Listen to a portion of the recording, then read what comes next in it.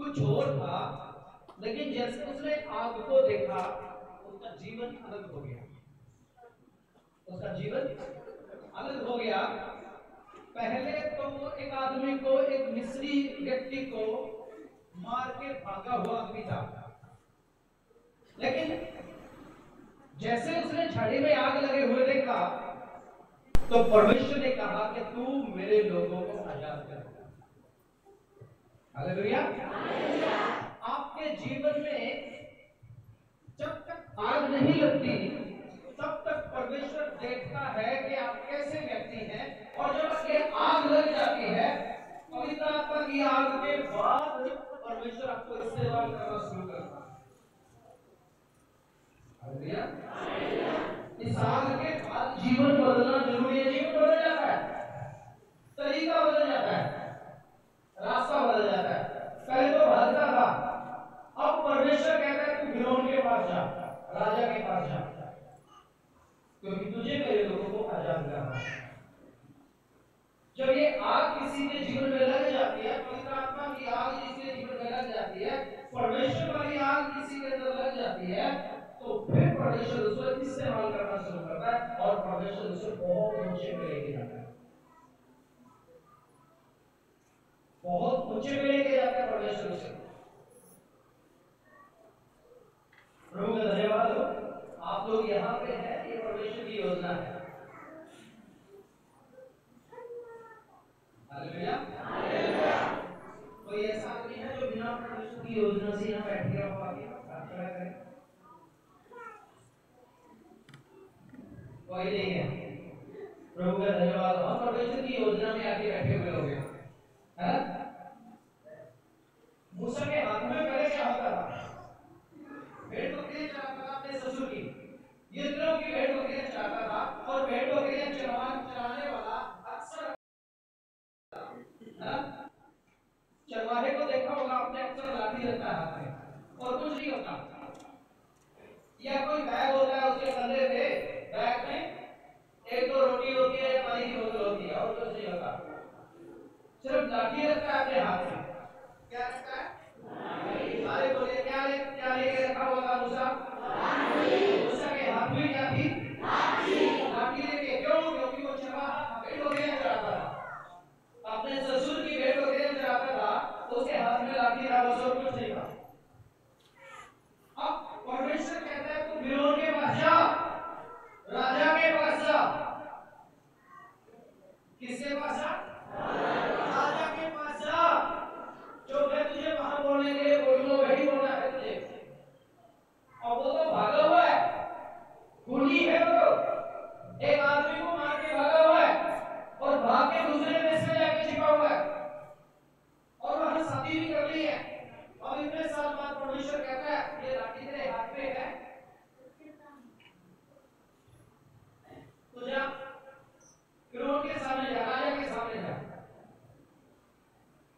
अब ये डरता है राजा के सामने जाने से। प्रभु मैं तो भागा हुआ इंसान हूँ, मैं तो कातिल आदमी हूँ, मैं जाऊंगा तो फिर पकड़ेगा, मारेगा मुझे। लेकिन मेरे जीजो मूसा मना नहीं करता है, बहाना लगाता है, मैं बोलने में अच्छा नहीं हूँ, बोलने में भागा हूँ। परमेश्वर कहता है उसकी मेरी चिंता, उसकी चिंता की तू मत कर, मैंने प्रबंध किया हुआ है। तेरे साथ किसी और को भी रखा हुआ है, वो तुझे सारी, वो जो तेरी सारी बातें तो राजा के सामने रखेगा। बहुत सारे लोगों के पास बहाना होता है, बहाना बनाते हैं, अरे मैं तो गरीब हूँ, मैं प्रभु के लिए कुछ नहीं कर सकता, मेरे पास तो टाइम नहीं होता, मैं तो अकेला कमाने वाला हूँ, मेरे पास तो कुछ नहीं होता, मेरे पास तो कुछ है ही नहीं, प्रभु की खेती में बोले गए मेरे पास कुछ नहीं है। आप लोग भी सारे ये सोचते होंगे। मेरे पास राष्ट्र में प्रोविजन बड़ी आशीष लेके रखी हुई है,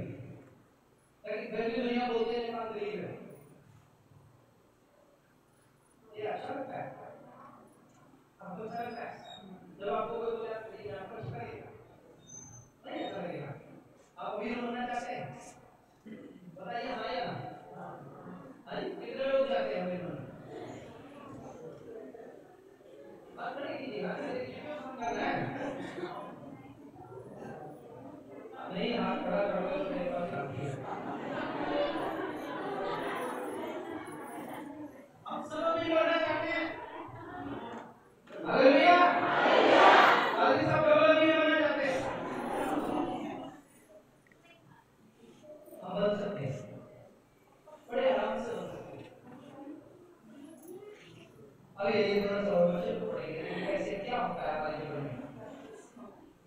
4 अध्याय निर्गमन की किताब 4 अध्याय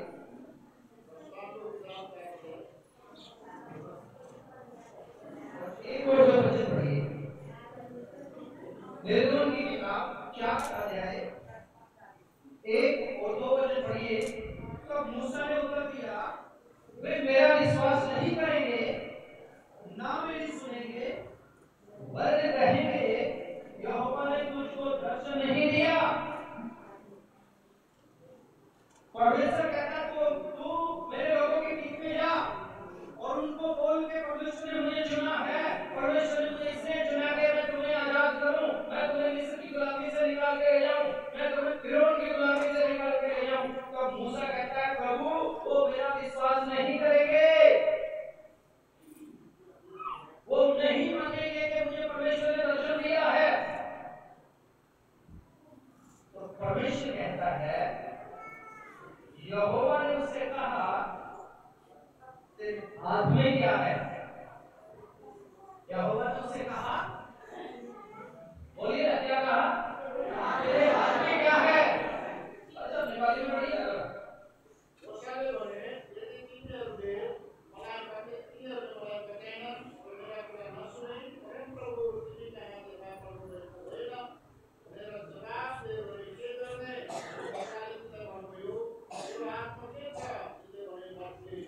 हालेलुया।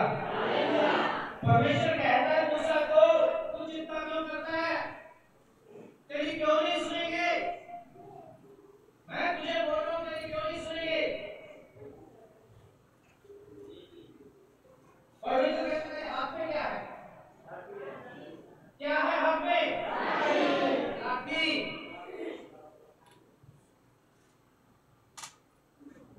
उसने उससे कहा उसे भूमि पर डाल दे। जब उसने उसे भूमि पर डाला तब वो शर्त बन गई और मूसा उसके सामने से भागा। तब यहोवा ने मूसा से कहा, हाथ बढ़ाकर उसकी पूंछ पकड़ ले, ताकि वे लोग विश्वास करें कि तुम्हारे पितरों के परमेश्वर अर्थात अब्राहम के परमेश्वर, इसहाक के परमेश्वर और याकूब के परमेश्वर यहोवा ने तुझको दर्शन दिया है। हालेलुया। हाथ में क्या है, लाठी है। परमेश्वर ने कहा इसे भूमि पे डाल दे। जब मूसा ने लाठी को भूमि पे डाल दिया तो अचानक वो सांप बन गया और मूसा भागने लगा। तो परमेश्वर ने कहा डरना नहीं, इसकी पूंछ पकड़ ले। जब उसकी पूंछ को पकड़ के उसे उठाया वो फिर लाठी बन गया। हालेलुया।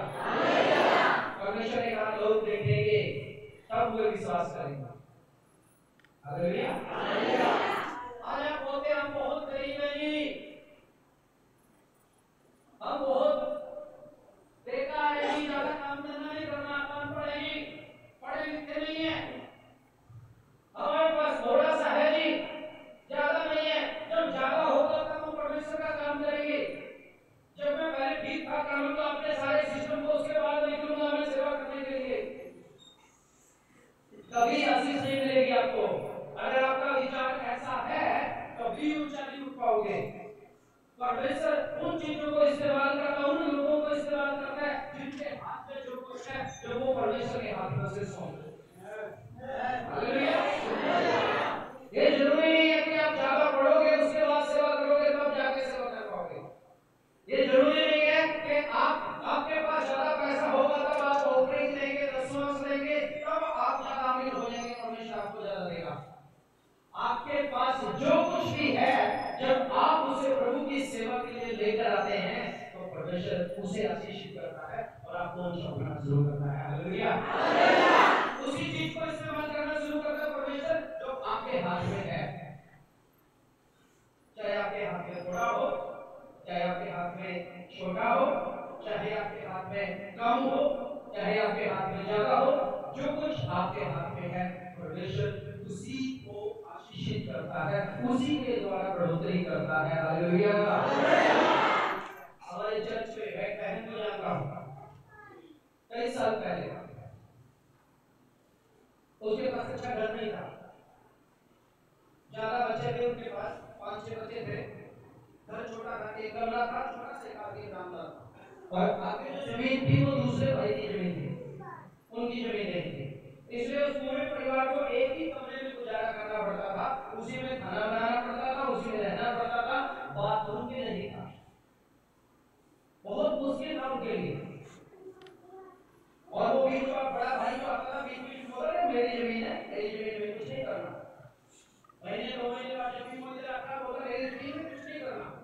ये बड़े परेशान थे, इसलिए उन्होंने सोचा चलो ये आगे जो बरामदा थोड़ा सा इससे आगे परिवार निकाल देंगे और तो 2 कमरे हो जाएंगे हमारे पास। जब ऐसा कर रहे थे वो तो किसी ने आके बोला तुम कौन सा कोठी बना रहे हो, कौन सा बंगला बनाओगे? ये आदमी बड़ा दुखी हुआ, अंदर जाके रोने लगा, रोते रोते मुझे फोन किया, साहब जी ऐसे ऐसे करके बात है, लोग मुझे ताने मारते हैं, लोग मेरा मजाक करते हैं, मैंने तो ये सोचा था चलो अपने परिवार को किसी तरीके से गुजारा करूंगा, लेकिन लोग मुझे ताने मारते हैं। मैंने बोला चिंता मत कर, तुम्हारे पास क्या है? तो बोला मेरे पास ज्यादा पैसे नहीं। मैं बोला जितने पैसे हैं दस निकाल,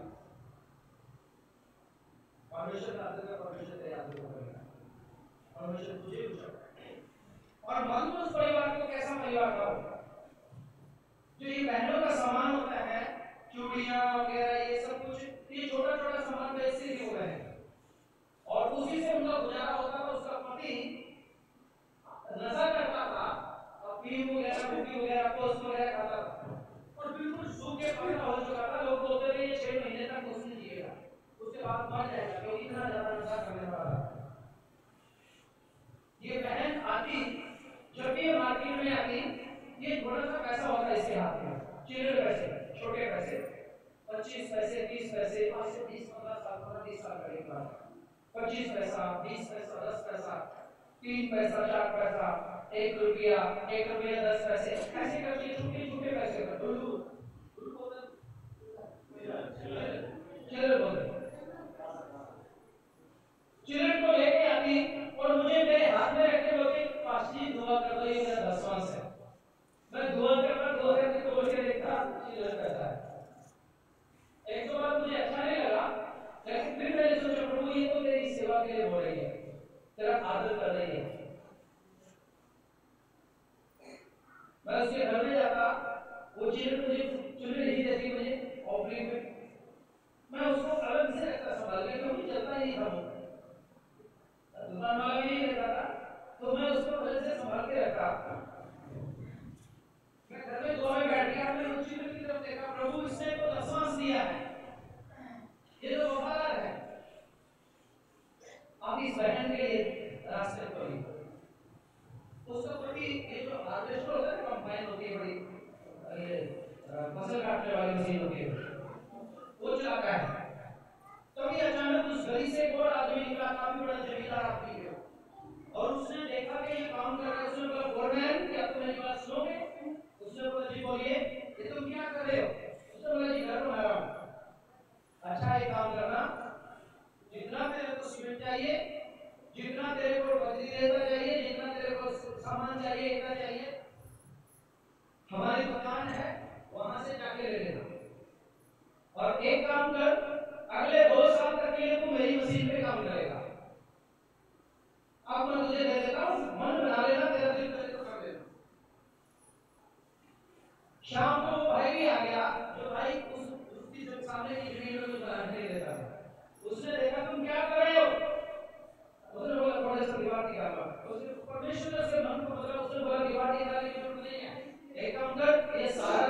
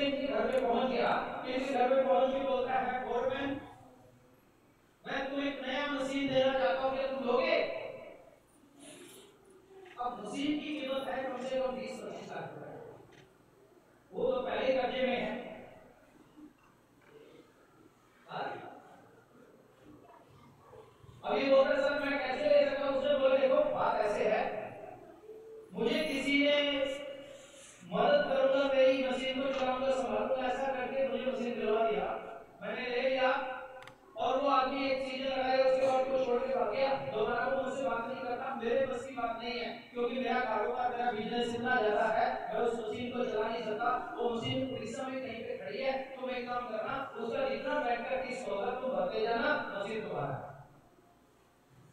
हालेलुया, हालेलुया, समझ में आया? हालेलुया नहीं बोले?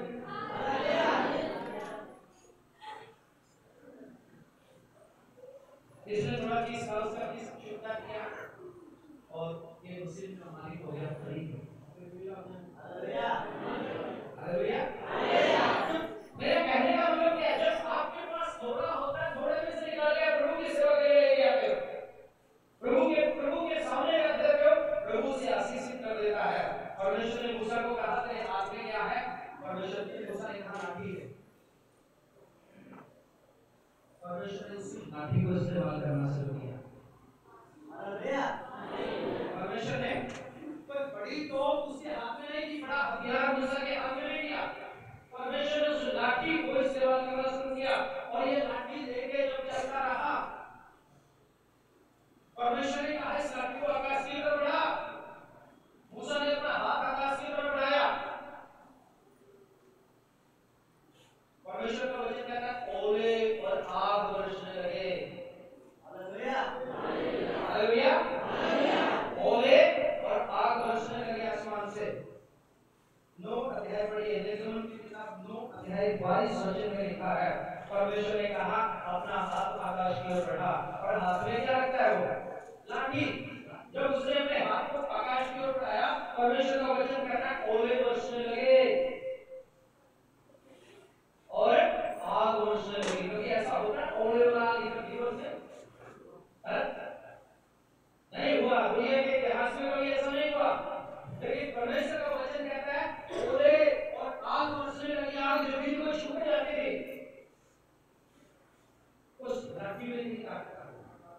अब ये लाठी लेके चल रहे हैं, पीछे पीछे लोग चल रहे हैं। परमेश्वर देख रहे हैं, मूसा आगे आगे चल रहा है, लोग पीछे पीछे निकल रहे हैं। आगे लाल समुद्र आ जाता है, पीछे फिरौन की सेना है, दोनों तरफ पहाड़ है। मूसा परमेश्वर के सामने बोलता है प्रभु क्या करूं? लोग बोलते हैं तो हमें मरवाने के लिए लेकर आया। कभी कभी आप लोग भी पादरी को बोलते हैं, पादरी मांगता रहता है, पैसा तो है नहीं हमारे पास कुछ, पादरी कहता लंगर करो, हमारे पास तो कुछ भी नहीं है। कुड़कुड़ाने लगे, कुड़कुड़ाने लगे, बोलने लगे हमें मरवाने के लिए यहाँ पर लेकर आए हो क्या? मूसा परमेश्वर के सामने जाके खड़ा हो जाता है, ये लोग देख लो इनको क्या करते हैं। परमेश्वर कहता है तेरे हाथ में लाठी है ना, समुद्र की ओर कर। उसी लाठी को समुद्र की ओर बढ़ाता है और समुद्र का जल 2 भाग हो जाता है। हालेलुया, हालेलुया, आपके हाथ में जो कुछ भी है, परमेश्वर उन्हीं चीजों को इस्तेमाल करेगा। कोई ये ना समझे कि परमेश्वर कोई बड़ी तोप आपके हाथ में दे देगा, करके आप सबको मार दोगे और फिर उनकी सेना खत्म हो जाएगी। आपके हाथ में जो चीज है, परमेश्वर उसी को इस्तेमाल करने वाला है। हालेलुया, हालेलुया, और हालेलुया, हालेलुया। हमारे उधर जब भी संगति होती है ना, एक परिवार खड़ा हो जाता है, आज का खाने का सारा मेरी तरफ से होगा। हर एक बार तो ऐसे होता है। और मालूम है वो शुरू कैसे हुआ? एक आदमी, एक भाई जिसका नाम रामकिशन है, वो प्रभु में आ गया, उसके पास कोई काम नहीं है। परमेश्वर ने कहा तुझे काम नहीं मिलेगा। उसने सोचा काम नहीं मिलेगा, उपवास प्रार्थना बैठ जाता है। कहूंगा भी क्या जो काम नहीं करूंगा, है ही कुछ खाने के लिए। उपवास प्रार्थना में बैठ गया। एक दिन प्रभु ने कहा अब तुझे काम मिलेगा, लेकिन एक काम तुझे करना पड़ेगा, तुझे संगति में जाना पड़ेगा, पादी साहब को बोलना पड़ेगा कि लंगर मैं करूंगा, मतलब खाने का प्रबंध मैं करूंगा इसी द्वारा। अब मुझे भी नहीं पता, उससे पहले तो कभी कभी खाने का प्रोग्राम होता था, आज से कई 7-8 साल पहले की बात है। उसके पास काम नहीं है, प्रभु ने कहा तुझे लंगर करना, जाके खाने का प्रबंध तुझे करना है। अब जिसके हाथ में पैसा नहीं हो, वो खाने का प्रबंध कैसे करेगा?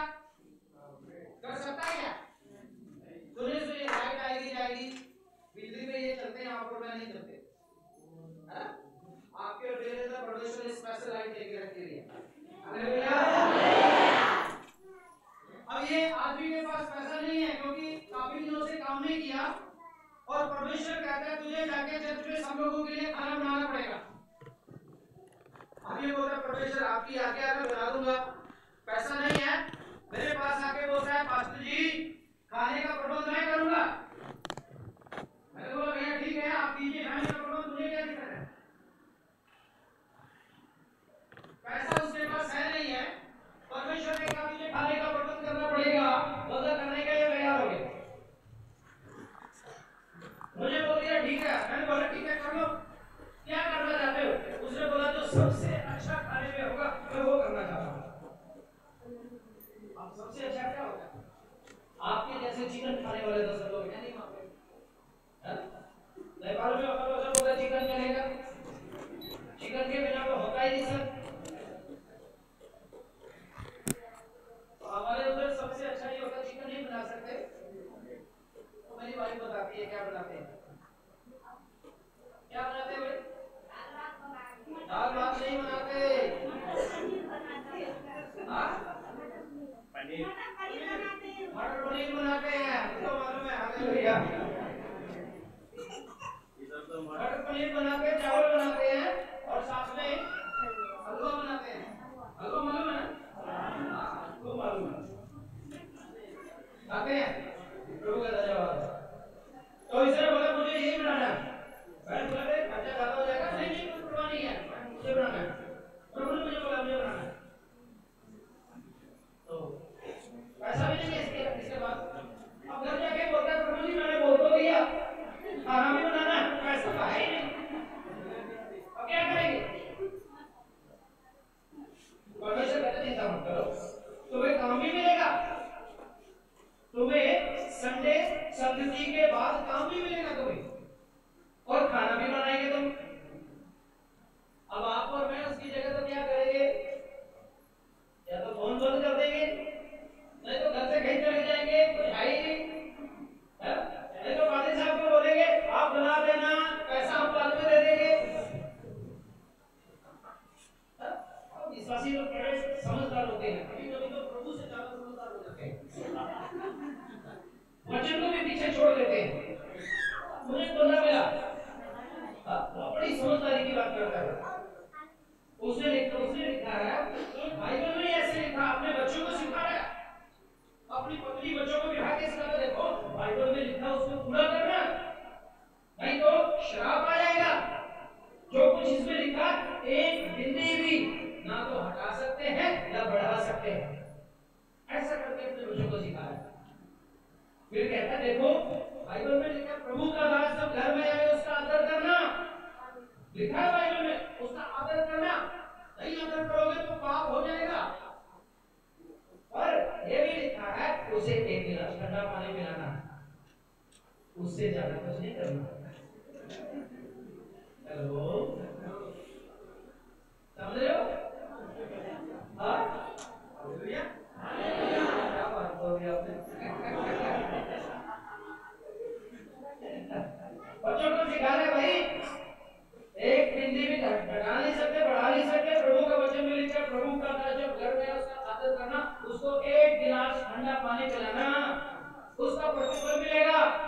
खाना खिलाने के बारे में नहीं लिखा, किसी लोग को खाना नहीं खिलाना, उसका आदर भी, उसका और कुछ चीज भी नहीं देना। उसके बाद और भी वो लिखता है और कहता देखो वो दशमांश कभी नहीं देता, तो दशमांश देता है, बिल्कुल पक्का है वो दशमांश देने में। अब दशमांश की जगह क्या लिखा है, 10 मास, ऐसे नेपाली में भी ऐसे है ना, 10 मास, 10 मास, मास मतलब महीना है ना, मास मतलब ऐसे बोलते हैं ना, महीना को क्या बोलते हैं, मास, मासू नहीं, मास, मास मतलब एक महीना, हिंदी में मास को महीना, महीना भी बोलते हैं, मास भी बोलते हैं, संस्कृत भाषा मास बोलते हैं, मास, चैत्र मास, वैशाख मास, ज्येष्ठ मास, ऐसे बोलते हैं मास। और 10 मास मतलब महीने का 10 रुपए, चर्च में डाले से जा सकता है, कितना बोल रहा है, बच्चों को सिखा रहा है, इतना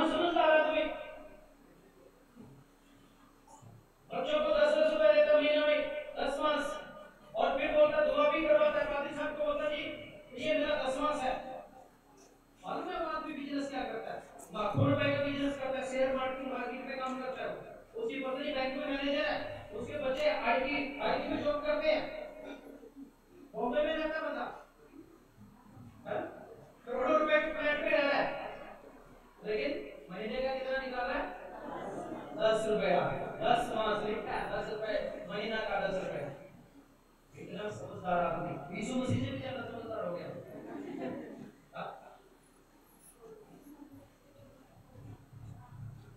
बहुत मुश्किल हो जाता है कभी विश्वासी को समझाना। पादरी साहब समझाते हैं, पादरी साहब कहते हैं आशीष ले लो, आशीष ले लो। ये भाई ने भी काम किया, शाम को पैसा तो है नहीं, अब बोल दिया प्रभु से, झगड़ा करा, प्रभु जी बोला तो है, आपने बोल दिया, आप क्या करें? शाम को इसकी सास घर में आ गया, उसने सोचा मैं मारना है, पैसा तो पहले ही नहीं है, चर्च में खाना करना है, अब एक मेहमान भी आ गया, उसके साथ बोलते हैं बेटा तू क्या चिंता में है? वो बोलता है माँ मुझे बड़े पैसे चाहिए, तुम्हारे पास है? वो बोलती है बोलो कितना चाहिए? मुझे बस 2-3 हजार रुपए चाहिए। क्या करना है? चर्च में खाना करना। लो जल्दी निकाल के दे दिया, चर्च में खाना किया उसने। प्रभु ने कहा आज ही तुम्हें रोजगार मिलेगा, पूरा दिन की दिहाड़ी मिलेगी तुम्हें। अभी चर्च में तो 3 बज गया, क्योंकि बर्तन भी वही साफ करती है परिवार, खाना भी वही बनाते हैं, सब कुछ उन्हीं को संभाला होता है। 3 बज गया, 3 बजने के बाद अब बोले प्रभु सब तो बात सही हो गया, खाना भी हो गया, काम नहीं मिला अभी तक, पूरा दिन का दिहाड़ी कैसे मिलेगा? चलो प्रभु मेरे सुनने में गलती होगी, कल मिल जाएगा। शाम को जैसे घर के एक आदमी बोला तुम अभी काम पे आ सकते हो मेरे घर में? अभी 3 बज गया है, 5 बजे छुट्टी हो जाती है 2 घंटा। उसने बोला आप 2 घंटा हो तो पूरा दिन का दिहाड़ी मिलेगा। हालेलुया। उस दिन काम पे लग गया बंदा, उसका काम अभी तक भी खत्म नहीं हुआ, काम पे लगे रहा होगा, काम मिल भी रहा उसे, घर में नहीं बैठा हुआ। प्रभु ने कहा खाना बनाओ, तुम्हारे पास कुछ नहीं है। मूसा को परमेश्वर ने बोला तू लेके चल, मैं तुझे इस्तेमाल करूंगा। मूसा बोलता मेरे पास तो हथियार भी नहीं है, कुछ भी नहीं है। प्रभु कहता तेरे हाथ में क्या है? लाठी है। परमेश्वर ने उसी लाठी का इस्तेमाल किया। हालेलुया। दाऊद 13-14 साल का लड़का, दाऊद को जानते हैं सब लोग, गोलियत के बारे में भी सुना होगा, पढ़ा भी होगा। दाऊद के हाथ में क्या थी? कोई तलवार लेके गया था गोलियत को मारने के लिए? हाँ? कोई बंदूक लेके गया था, AK-47 लेके गया था, कोई तोप लेके गया था गोलियत को मारने के लिए? गोलियत हर रोज सामने आके खड़ा हो जाता है, कौन है लड़ने वाला, मेरे साथ आओ लड़ो। बड़े बड़े सूरवीर योद्धा इस्राएल की सेना में कोई सामने नहीं जा रहा है, कोई सामने नहीं जा रहा है। दाऊद एकदम से आगे निकल गया था, दाऊद आगे निकल के आ जाता है। दाऊद बोलता है भैया क्या हो रहा है? लोग सोचते छोटा बच्चा रोटी देने के लिए आया अपने भाइयों की जो सेना में काम करते हैं, तो वो उधर पीछे हट जा, मर जाएगा, आगे बोल दिया ना। दाऊद को गुस्सा आता है, दाऊद बोलता है कौन है जो जीवते परमेश्वर की सेना को ललकार रहा है? लोगों के कुछ में से निकल के कर करके आगे निकल जाता है, देखो तो बहुत लंबा टकरा का आदमी खड़ा है।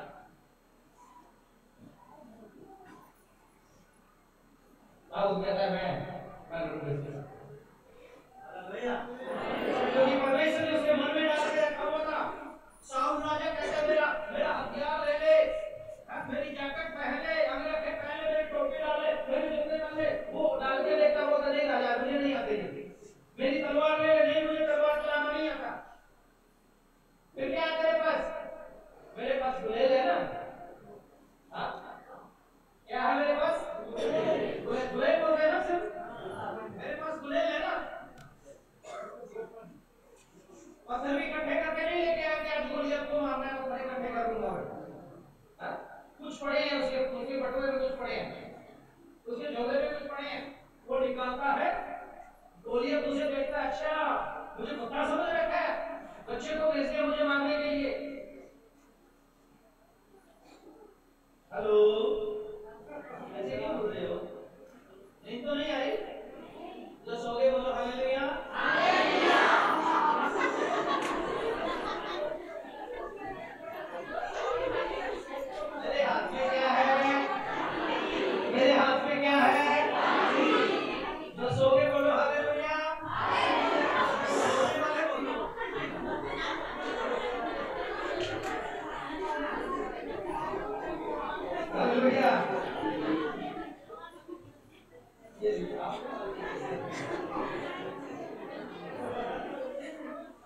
दाऊद तैयारी करके नहीं आया, तैयारी करके नहीं आया कि मुझे जाके रहना है, लेकिन जब देखा तो रहा नहीं गया, क्योंकि परमेश्वर ने उसे कहा कि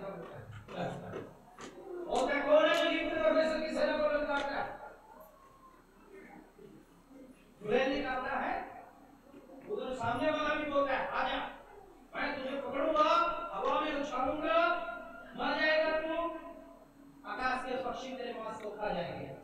आज मैं ऐसा करने वाला हूं।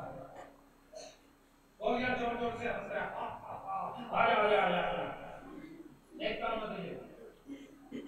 दाऊद क्या करता है? चुड़ैल निकालता है, पत्थर डालता है उसमें, खींच के मारता है,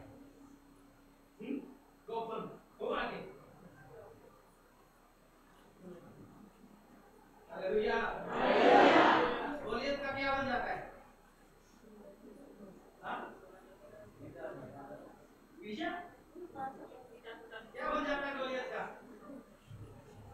मार जाता है, वो पत्थर उसके माथे में से निकल जाता है। आओ दौड़ के जाकर उसकी तलवार निकालता, तलवार से उसकी गर्दन काट लेता है। हालेलुया नहीं बोलेगा? हालेलुया। जब परमेश्वर के सामने आप जो कुछ आपके हाथ में है लेकर आते हो, खड़े हो जाते हो, परमेश्वर उन चीजों को इस्तेमाल करना शुरू कर देता है। एक बार मैं केरला में गया, केरला में मैं जिस घर में रुका हुआ था, थोड़ा बड़ा घर था, इससे पीछे डबल होगा वो, तो घर के मालिक ने, उनके पापा ने मुझे बोला कि हमारे घर में 30,000 रुपए महीना इनकम होती है, 30,000 रुपए महीना की इनकम होती है छोटे से घर में। मैंने बोला ऐसे थोड़ी हो सकता है, हमारे भी बहुत बड़े बड़े घर है, बड़ी बड़ी जमीन जायदाद है लोगों के पास, ऐसे थोड़ी होता है। 30,000 रुपए ऐसा क्या होता है यहाँ पे? उसने बोला इलायची होती है यहाँ पे, नारियल के पेड़ है यहाँ पे, बादाम के पेड़ है यहाँ पे, और लौंग वगैरह यहाँ पे लगती है। इलायची कितने रुपए किलो बिकती है मुझे मालूम नहीं, शायद कोई हलवाई हो तो पता होगा। कितने रुपए किलो होगी इलायची?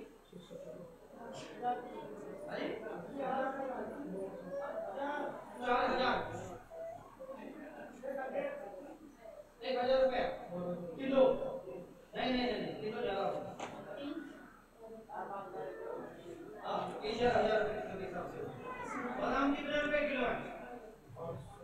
लौंग काफी महंगी है। ऐसी ऐसी चीजें उनके घरों में चार दीवारी में लग जाती है। जो बाड़ बनाते हैं ना, उस बाड़ में वो चीजें लगी हुई है। इलायची के पेड़ से बाड़ बनती है, लौंग के पेड़ से बनती है, बादाम का पेड़ लगा हुआ है, नारियल लगे हुए हैं। जिसके पास घर में जितने ज्यादा नारियल है उतना भी मांगा जाता है।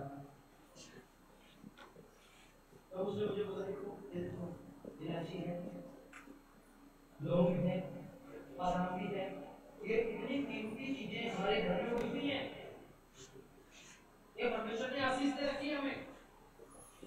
मैंने पूछा प्रभु ये हमारे उधर क्यों नहीं है? केरला को ज्यादा आशीष क्यों देके रखी है आपने? हम भी तो आप ही के बच्चे हैं, वहां इतनी आशीष क्यों, हमारे इधर हरियाणा में इतनी आशीष क्यों नहीं है? मालूम है वहां लोग जब चर्च में आते, संडे को जब मैं चर्च में गया तो क्या हुआ, छोटे छोटे लिफाफे लेके आते लोग, किसी के पास छोटा लिफाफा होता है, किसी के पास बड़ा लिफाफा होता है, किसी के पास थोड़ा सा और बड़ा लिफाफा होता है, तो बड़े बड़े तसले रखे जाते हैं। और उन तसलों में क्या करते हैं? जो हर रोज खाना बनाते हैं, हर रोज रसोई में खाना बनाते हैं। आप लोग भी बनाते हैं ना, चावल बनाते हैं,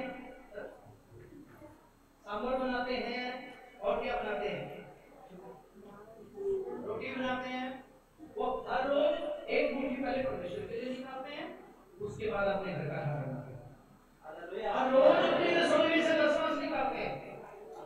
बहनों, वो बहनें हर रोज रसोई में से 10 मांस निकालती हैं। एक मुट्ठी चावल परमेश्वर के लिए निकालेंगे, फिर अपना घर का खाना बनाएंगे। हर रोज ऐसे ही करते हैं, और 6 दिन में जितना हो जाता है उसे लिफाफे में इकट्ठा करके बांध के लाके चर्च में रखते हैं। जब आप अपनी रसोई में से परमेश्वर का आदर करने लग जाते हो, तो परमेश्वर आपके आंगन में आशीष देना शुरू कर देता है। हालेलुया। परमेश्वर आपके घर में घर की चार दीवारी के अंदर पत्थर देना शुरू कर देता है, घर की चार दीवारी में परमेश्वर का अनुग्रह आ जाता है। हालेलुया। आपको तो जीवन चाहिए। जब आप सिंपल दाल चावल बना के परमेश्वर की सेवकाई में लेके आते हैं, नहीं आ जाइए, मेरे हमारी कलीसिया में ऐसे है, हर दिन कोई ना कोई बुला के रखता है, आज मेरे घर में खाना खाइए पाजी साहब, मेरे घर में आइए। मुझे टाइम नहीं मिलता, मेरी पत्नी जाती है, तो बच्चे जाते हैं, कभी कभी मुझे मैं भी चला जाता हूँ, हर रोज कोई ना कोई, क्योंकि उनको मालूम है जो कुछ हमारे घर में है, अब जब हम उसे परमेश्वर की सेवा में इस्तेमाल करेंगे। कभी कभी एक परिवार आ जाता है, कभी दो परिवार आ जाते हैं, आज हम आपके साथ सेवा में जाएंगे, कभी दो बहनें आ जाती हैं, बच्चे आ जाते हैं, हम आपके साथ सेवा में जाएंगे, हमें परमेश्वर की सेवा करने का मौका दो। और जब ऐसा करने लग जाते हैं, परमेश्वर का अनुग्रह, परमेश्वर की बरकत, परमेश्वर की सहानुभूति बढ़ती है। हालेलुया। क्या आप नहीं कर सकते ऐसे? कर सकते हैं। अगर आज आप ऐसा करना शुरू करते हैं, कल दुनिया में लोग नहीं बोलेंगे नेपाल गरीब राष्ट्र है, लोग बोलेंगे ये अमीर लोग हैं। और हम गरीब हैं भी नहीं, कोई बोलना भी नहीं कि मैं गरीब हूँ। अगर आप मेहनत मजदूरी करते हैं, उसमें से ईमानदारी से निकाल के आप पहले परमेश्वर का आदर करते हैं, जो कुछ आपके पास है परमेश्वर उसी चीज को आशीषित करना शुरू करता है। हालेलुया।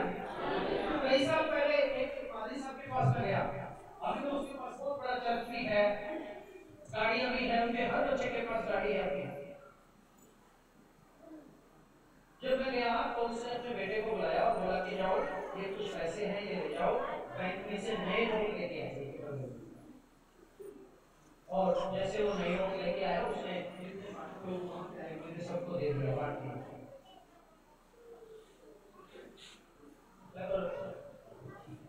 और छोटे छोटे सबसे छोटा मैं था वहाँ पे। मैंने बाद में पूछ लिया, अंकल जी नोट तो नोट ही आपने ये पुराने वाला क्यों नहीं दिया, नया क्यों दिया? उसने बोला, सर प्रभु का वचन कहता है तुम जैसा बोओगे वैसा काटोगे। मैं पुराने नोट नहीं बोलना चाहता, मैं तो ये पुराने नए नए बोलना चाहता हूँ, क्योंकि प्रभु मुझे नए नए दे रहा है। अरे भैया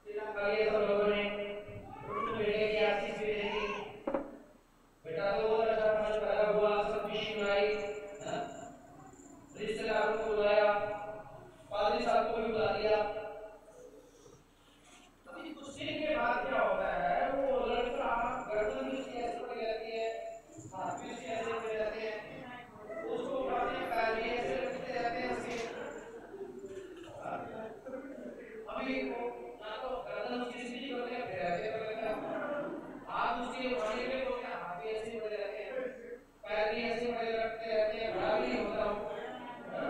अभी बड़ी खुशी होगी, पहले सोचो छोटा बच्चा लोग तो बात नहीं, अब 6 महीने का हो गया, 7 महीने का, 1 साल का हो गया, 1 साल का बच्चा तो रोने लग जाएगा, धीरे धीरे बड़ा करते हैं, ऐसे ही खड़ा रहता है, गर्दन भी उठती नहीं है। उस समय प्रभु मुझे ऐसा क्यों कर दिया आपने?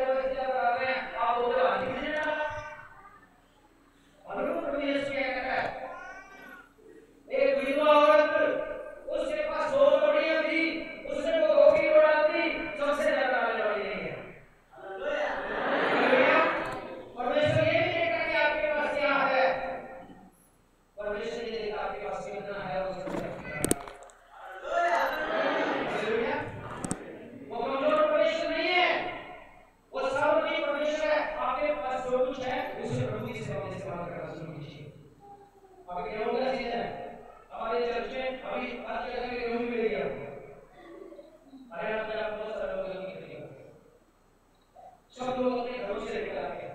पीछे पति माली और उनकी बहन रहती है जो मेरे साथ रहा हूँ। इनके दादाजी ने मुझे एक बार बताया कि हमारे घर में हम 3 ड्रम भर के रखते हैं, बड़े बड़े 3 ड्रम भर के रखते हैं, फिर भी हमारा अनाज खत्म हो जाता है। लेकिन जब ये प्रभु में आए तो बहुत बड़ी दवाई है इनकी, सब घर पे लोगों के अंदर दुष्ट आत्मा होती है। जब ये लोग प्रभु में आए, इनके दादाजी ने मुझे एक दिन बताया था, वो दादाजी से पहले तो हमारे घर में अनाज खत्म हो जाता था, मैं फिर वो खरीदना पड़ता था, क्योंकि अगले अगले प्रभु आने तक लोग स्टोर करके रखते थे। आप पता नहीं रखते हैं नहीं आप लोग, लेकिन घर में ऐसा बना के रखते थे, ड्रम वगैरह बना के रखते थे, उसमें एक साल तक एडवांस करके स्टोर करके रखते हैं। इनके दादाजी ने बताया अब हमारे छोटे छोटे बच्चे भी हर रोज रोटियां लेके घूमते हैं, हम पशुओं को भी रोटियां डाल देते हैं, फिर भी हमारा अनाज बढ़ जाता है, कम नहीं होता। क्योंकि उनको एक बात सिखाई गई थी, अपने भंडार में डालने से पहले प्रभु के भंडार में डालना। तो आप पहले प्रभु के घर की चिंता करते हो, परमेश्वर कहता है तू मेरे घर की चिंता करेगा तो तेरी चिंता मैं करूंगा, तू यहोवा के घर को ध्यान रखेगा तो तेरे घर की चिंता मुझे करेगा। हालेलुया। बाल बच्चों की चिंता परमेश्वर करेगा, तेरे घर के पशु की चिंता परमेश्वर करेगा, तेरी जमीन जायदाद की चिंता परमेश्वर करेगा। प्रभु कहता है समय समय पे मैं बरसाऊंगा, समय समय पे हवा चलेगी, जो कुछ तेरे पास है उसे तू प्रभु की सेवा के लिए लेकर आना शुरू कर दे। हालेलुया। अभी अभी गेहूं चढ़ा है आप लोगों का भी ना, लेके आते हैं इसमें कभी बोलते हो प्रभु प्रभु के वचन में लिखा है भोजन वस्तु भंडार में ऐसे दशमांश लेके आए, लेके आते हैं मैंने तो देखा नहीं तो गेहूं का पता नहीं इसमें ऐसा है थोड़ा सा पड़ा है, प्रभु के दशमांश को लेके आ रहा है, लेके आना शुरू कीजिए, देखिए बच्चों का कैसे डालते हैं। हालेलुया। हर रोज प्रभु का आदर करना शुरू कीजिए, जो कुछ आपके पास है जब आप उसे सेवा करना शुरू करते हैं, प्रभु कहते हैं इसमें तो आशीष है ना, इसमें तो बरकत दूंगा मैं, इसलिए तो मैं सब कुछ करने वाला हूं। कभी नहीं छोड़ेगा परमेश्वर। एक और विधवा अपने बच्चों को लेकर आती है परमेश्वर के भक्त के पास और कहती है देखिए अब जितना मैंने कर्ज देना था मेरा पति ने मेरे सेवक को मर गया है और मैं